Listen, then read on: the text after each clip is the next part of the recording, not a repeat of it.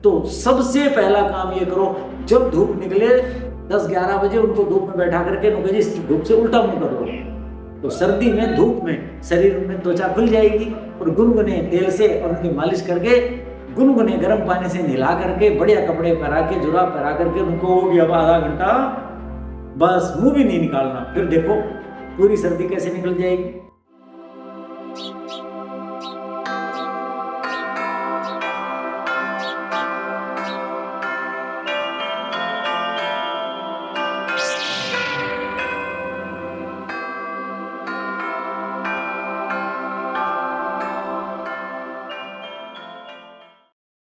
गत व्याख्यान में हमने पाद अभ्यंग पर चर्चा की थी, पूरी मालिश के बारे में विचार किया और अंतिम में पाद अभ्यंग के बारे में चिंतन हुआ। तो उस चिंतन को पूरा करो कि पैरों की मालिश पूरे शरीर की अपेक्षा अधिक लाभदायक है। क्यों है? पूरे शरीर की करना बहुत उत्तम है, सिर की भी करनी है, कान की भी करनी है, सब जगह की करनी है, वक्षस्थल की भी करनी है, भुजाओं की भी करनी है, पूरी करनी है।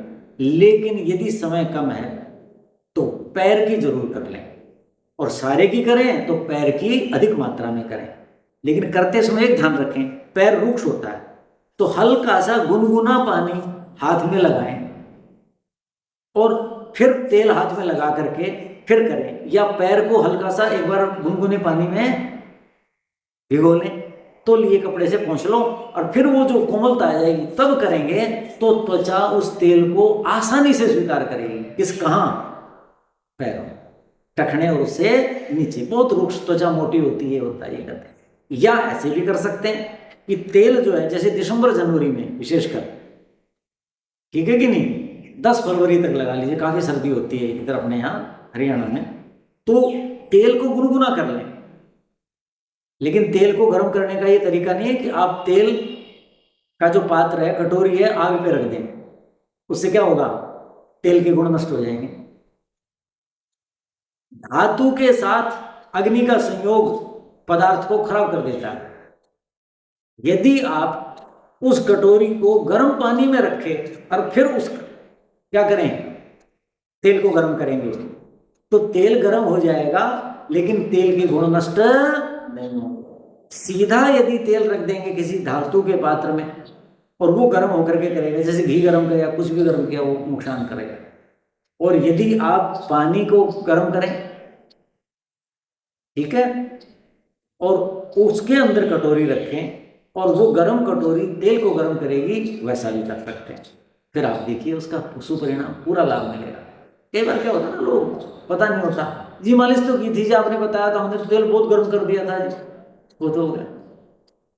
अरे आपने तो शरीर का स्पर्श करने से पहले ही तेल के तत्व काफी मात्रा में क्या कर दिए, क्षीण कर दिए, हानि कर दी। ज्यादा गर्म कर लिया, ठंडा है, फिर ये ठंडा हो जाएगा ना। आप गर्म पानी करके रखो ना, 1 पाव लीटर, और उसमें इसको रखो, फिर आपको गुनगुना गुनगुना मिलता रहेगा। ऐसे करना, पूरे शरीर के वैसे करना, पैर का तो जरूर करना है। आगे बढ़ते हैं, देखो क्या लिखा है, जायते सो कुमारियम बलम स्थैर्यम से पादयो। पैरों के अभ्यंग करने से पैरों में क्या होता है, सुकुमारियम, कुमार भाव पैदा हो जाता है। जैसे हम मान लो प्रौढ़ वृद्ध होने को हो रहे हैं, प्रौढ़ी से ऊपर जाके कोई युवा है, उनके शरीर भी रुक्ष हो जाता है अवस्था के अनुसार, जो जो बढ़ेंगी त्वचा। तो कहते हैं यदि तेल मालिश आप करते रहोगे और पैर रुक्ष हैं, देखने को मन नहीं कर रहा है, हाथ लगाने को मन नहीं कर रहा है, नाखून खराब है, आप देखो पैर सबसे ज्यादा, देखो भारतीय समाज क्यों गुलाम हुआ, क्यों भारतीय समाज का पतन हुआ, कि भारतीय समाज ने अपना जो सबसे शक्तिशाली भाग था, कौन, शूद्र, ब्राह्मण क्षत्रिय वैश्य शूद्र। शूद्र कौन होता है? जो ब्राह्मण नहीं बन सका, विद्यावान नहीं बन सका, क्षत्रिय नहीं बन सका, समझ गए, युद्ध कौशल नहीं आता, वाणिज्य कृषि आदि नहीं आती, मतलब जिसको कोई भी चीज नहीं आती, तो वो क्या करें, इनकी सहायता करें। सहायता तो कर सकता है ना, सबको सहायक चाहिए, तो उन सबका भार तो कौन उठा रहा है, शूद्र उठा रहा है ना, वही उठा रहा है। और उसकी उपेक्षा की भारतीय समाज ने। करेगी नहीं, छुआछूत ये वो कितना वो किया, उसका दुष्परिणाम क्या हुआ कि भारतीय समाज टूट गया, घायल हुआ, कमजोर हुआ, गुलाम हुआ देश। चारों वर्णों के समान महत्ता है, अपने अपने कार्य। ब्राह्मण ज्ञान के कारण बड़ा है, क्षत्रिय राज्य व्यवस्था, युद्ध कौशल, प्रशासन उसके कारण बड़ा है, और वैश्य किस कारण बड़ा है? कृषि, वाणिज्य, पशुपालन, ये अभाव की पूर्ति करने के लिए। और शूद्र किस लिए? कि सबकी सहायता करने में समर्थ है वो। ये तीनों एक दूसरे की सहायता कर पाते हैं?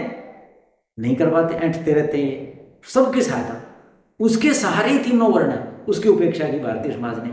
ऐसे ही हम मनुष्य शरीर को 4 भागों में बांट दिया, ये ब्राह्मण भाग, ये क्षत्रिय, ये वैश्य, सारे शरीर को सप्लाई कर रहा है। वैश्य का काम क्या है?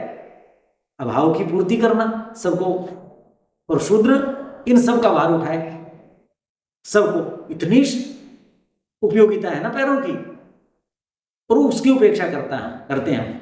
तो हमारी वही दुर्गति होगी जो भारतीय समाज की हुई है, भारतीय समाज की हुई है। ब्राह्मण ने अपने आप को कहा मैं श्रेष्ठ हूं, क्षत्रिय ने कहा मैं तो राजा हूं, वैश्य ने कहा मेरे बिना क्या चल रहा है, इस अहंकार में। तो ऐसे ही ये जो शरीर है, इसके जो पैर हैं, उसके लिए सब कुछ पैर हैं, वो भी नीचे वाला, उसकी उपेक्षा हम कर देते हैं। मुंह सजा के रखते हैं, हर चीज सजा के रखते हैं, और पैरों की उपेक्षा करते हैं। और देखो, देखे नहीं जाते पैर, ऐसे ऐसे हालत हो जाती है लोगों की। सबसे ज्यादा रोग कहां से? पैरों के कारण होते हैं, वात के, ये वो। तो चला नहीं जा रहा, बहुत बुरी हालत, बड़ी उम्र में ये हालत, पैर साथ नहीं देंगे, क्या हालत है? बिस्तरों में पड़े हैं, चला नहीं जाता, टखने लग रहे हैं, घुटने बदलवाए जा रहे हैं, कितनी बुरी हालत हो गई है। क्यों? क्योंकि हमने उपेक्षा की इसकी। जितना महत्वपूर्ण ये उत्तमांग है, उतना ही महत्वपूर्ण है, बल्कि उससे ज्यादा है। तो क्या कहा? यदि आप पाद अभ्यंग करेंगे, सुकुमारियों, सुकुमारता पैदा हो जाएगी। बताओ, आपको बड़ी यौवन में, प्रौढ़ी में, वृद्धावस्था में पैर बच्चों जैसे कोमल हो जाए, और क्या चाहिए? तेल मालिश से, अभ्यंग से होता है। और क्या कहा? बलम स्थैर्यम च पादयो, पैरों में सामर्थ्य दोबारा लौटाती है वो स्थिर रहेगी और दोबारा लौटाएगी। चरक लिखते हैं 2 चीजें, स्नेहन और स्वेदन। ये चीज है स्नेहन, ये स्नेहन की व्याख्या कभी अलग करेंगे, उसमें कई आंतरिक स्नेहन, बाह्य स्नेहन है, और एक है स्वेदन, स्वेद माने पसीना। ठीक है? स्नेहन और स्वेदन से सूखी लकड़ी को भी जैसा चाहो आकार दे सकते हो आप। बोलो, जो ये मोड़ के बनाते हैं लकड़ियों का काम देखा करो उनको, कैसे उसको गर्म करते हैं, फिर पानी लगाते हैं, फिर गर्म करते हैं, हल्का सा तेल लगाया और वैसा आकार दे देते हैं। ऐसे ही स्नेहन और स्वेदन से हम अपने शरीर को मनचाहा स्वरूप दे सकते हैं। तो इस ऋतु में स्नेहन और स्वेदन करें, स्वेदन माने पसीना, स्टीम बाथ, वो भी लेना चाहिए। बहुत उपयोगी, बहुत उपयोगी। तो हमारा जो प्रसंग है, समझ गए? तो ये कहा कि पादयो, पैरों के अंदर स्थिरता आती है, बल आ जाता है। जिनकी अकड़न जकड़न, चला नहीं जा रहा, लकड़ी जैसे, जैसे पैर लकड़ी के हों ऐसे हो रखे हैं, ये जो बहुत बुरा हाल है, क्या करेंगे? दोबारा आपके लचीलापन आ जाएगा, आप बैठ सक पाएंगे, ऐसी चीज आ जाएगी। और क्या कहा? बहुत बड़ा रोग है सियाटिका। क्या लिखा है? न च स्यात् गृध्रीवात पादयो स्फुटनम च। सियाटिका का रोग नहीं होगा, गृध्रीवात नहीं होगा। किससे? पैरों में मालिश करने से। सारे शरीर से तो लाभ होगा, सियाटिका का जो पैर यहां से शुरू होता है वहां तक ऐसे दर्द होता है कि चिंगाड़े मारते हैं लोग। तो कहा न स्यात् गृध्रशीवात, गृध्रशीवात वायु का ही रोग है वो, और वो तेल मालिश से ठीक हो सकता है। तो कहते वो नहीं होगा। पादयो स्फुटनम च, और पैर जो फटते हैं वो नहीं फटेंगे। अब जो मैं मुख्य बात कह रहा था, ये बातें लगभग सुनी हुई होंगी लोगों को, ये बात किसी ने नहीं सुनी। क्या कहा? दृष्टि प्रसादम लभते, मारुतस्य उपशाम्यति, पैर की मालिश करने से दृष्टि प्रसादम लभते, हमारी जो दृष्टि है वो प्रसाद परम कृपा को प्राप्त होती है। प्रसाद तो समझ रहे हो ना कि जी आपका प्रसाद, बस आपके प्रसाद बना रहे, भगवान का प्रसाद लेके, प्रसाद का मतलब है परम कृपा। प्रसाद का मतलब क्या है? परम कृपा। तो दृष्टि को प्रसाद मिलता है, अर्थात दृष्टि कैसी हो जाती है? सबल हो जाती है। सबल है तो निर्बल नहीं होती। किससे? पैर में मालिश करने से। दृष्टि प्रसाद में लगती है। पाद अभ्यंगेन, आगे क्या लिखा? स्फुटनम हो गया। न सिरा स्नायु संकोच है। आप देखो कई बार कहेंगे बायटा आ गया, जैसे लोग भाषण कहते हैं ना बायटा आ गया, वहीं का वहीं पैर ऐसे कैसा हो जाता है? ऐसे दर्द होता है कि वो हिलता ही नहीं। जो पैर के नीचे वो बना हुआ ना ऐसे ऊंचा सा, पंजे और नीचे एड़ी के बीच में ऐसे उठा हुआ सा, वहां कई बार जो स्नायु हैं वो ऐसी सिकुड़ जाती हैं कि कठोर हो जाता है और भयंकर दर्द होता है, हिलते ही नहीं। जैसे आप पैर हिलाओगे ना मुठियां, ऐसे हिलेगा ही नहीं, बहुत दर्द होगा। उसको जोर से ऐसे ऐसे मालिश करो, तेल लगाओ, तब जा करके वो स्थिर होती है और उसमें गति आती है। तो सिरा ऐसे कई बार यहाँ, कल की तो बात, वाटिका में बैठा था, एक दुकानदार आ गए, इन्हें सुन लिया कि डॉक्टर साहब सवेरे वाटिका में होते हैं, तो 3-3.5 घंटे करीब 4 घंटे हम सेवा करते हैं रोजाना। तो आ गया कि जी मेरे को बता, चला न जाए उससे। कहने लगे जी मेरी पूरी जंघा में बुरी तरह दर्द है, कभी इसमें हो जाता है, कभी इसमें हो जाता है, बहुत बुरा हाल हो जाता है। ये क्या है? स्नायु संकोच। स्नायु संकोच हो जाता है, सिराओं का संकोच हो जाता है। तो कहते हैं सिरा स्नायु संकोच है न, पैर की मालिश करने से सिरा और स्नायु इनका संकोच नहीं होता। वो सारा उसका तो जाल फैला हुआ, उसी से तो शरीर चल रहा है। जो आवागमन बन रहा है रस रक्त आदि धातुओं का, उन्हीं से हो रहा है। बहुत बुरी स्थिति उसकी।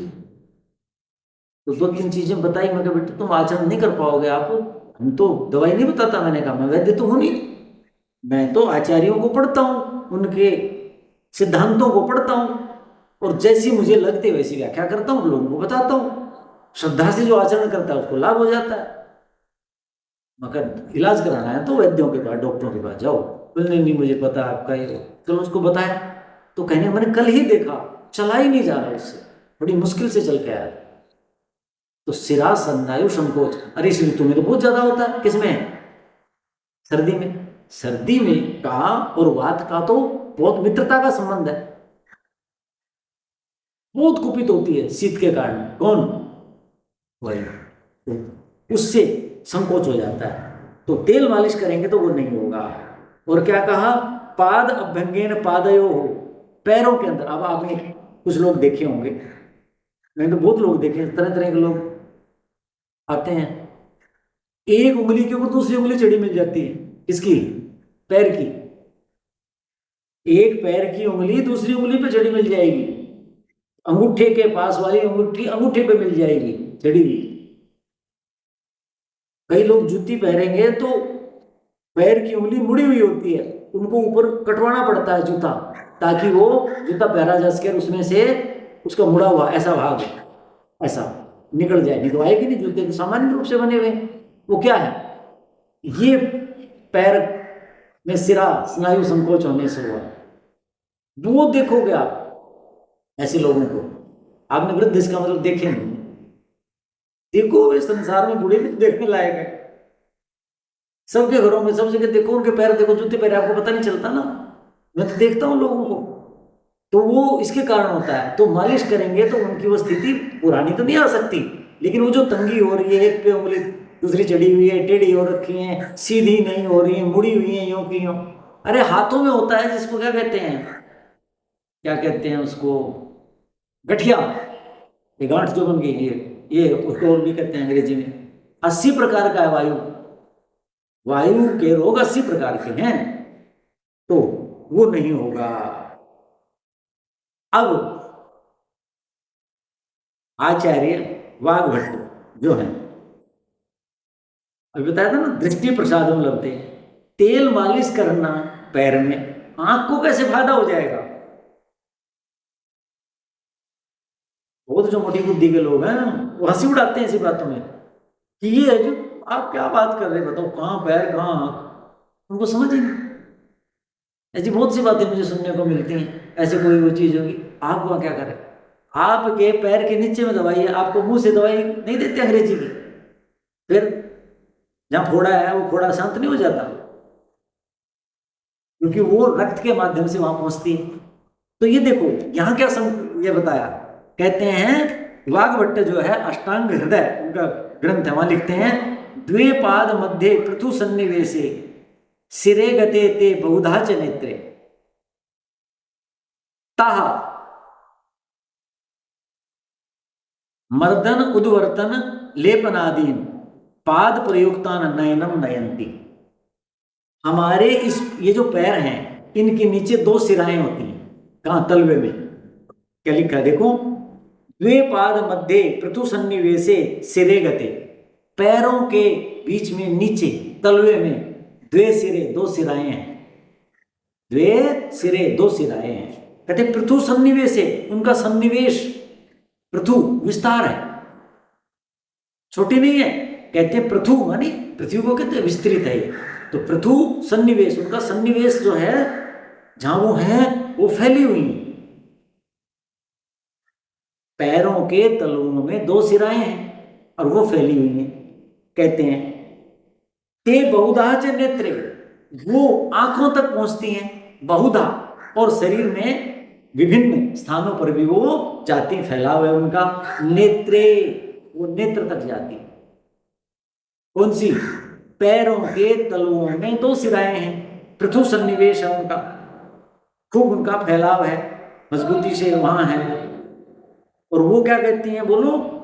कहते हैं बहुधा, वो बहुत प्रकार की हैं, अर्थात उनके अंग प्रत्यंग हैं, अर्थात फैलाव है शरीर में। नेत्रे, वो नेत्र तक जाती है। तो नेत्र तक जाती है तो क्या होगा? जैसे टंकी कहाँ है और पानी हमारा सब जगह जा रहा है कि नहीं जा रहा? अब जिसने टंकी ये व्यवस्था नहीं देखी उसको क्या लगेगा, टंकी वहां है पानी वहां कैसे जा रहा है, कि उसको जान नहीं है। ऐसे लोग हंसेंगे। तो क्या कहते हैं? कहते हैं मर्दन उद्वर्तनाभ्याम, तेल मालिश करने से, ताहा, वो जो सिराएं हैं, ताहा, वो जो सिराएं उपसिराएं हैं, कहते हैं ताहा, वो क्या करती हैं? कहते हैं पाद प्रयुक्तान, पैर में जिनका प्रयोग किया गया है, क्या?